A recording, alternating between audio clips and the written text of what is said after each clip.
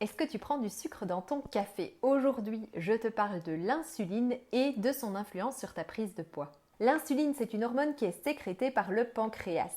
En bref, elle va aider le glucose à rentrer dans les cellules pour qu'il soit utilisé comme énergie ou stocké sous forme de graisse. L'insuline est responsable de maintenir des niveaux de glucose normaux dans le sang.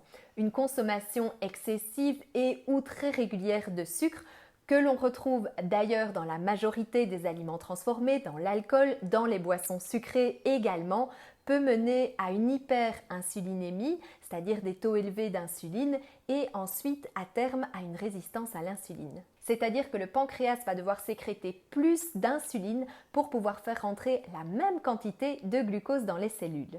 Et rappelle-toi que l'insuline, c'est l'hormone de stockage des graisses. Donc la dernière chose que l'on souhaite, c'est 1. En produire trop et 2. Développer une résistance à l'insuline. Surtout que cette résistance à l'insuline, c'est le premier pas vers le diabète de type 2.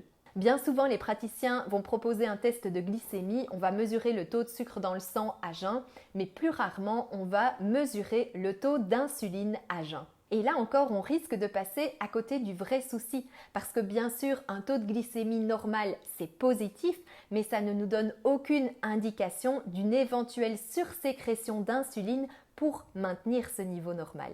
Alors la bonne nouvelle, c'est que dès aujourd'hui, nous pouvons tous agir sur la production d'insuline par notre pancréas.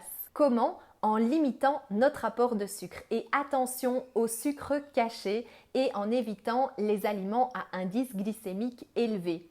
Alors c'est facile, le plus simple c'est de limiter les aliments transformés et de privilégier la consommation d'aliments bruts à cuisiner. Aime cette vidéo pour ne rien rater des 7 autres hormones qui peuvent influencer ton poids.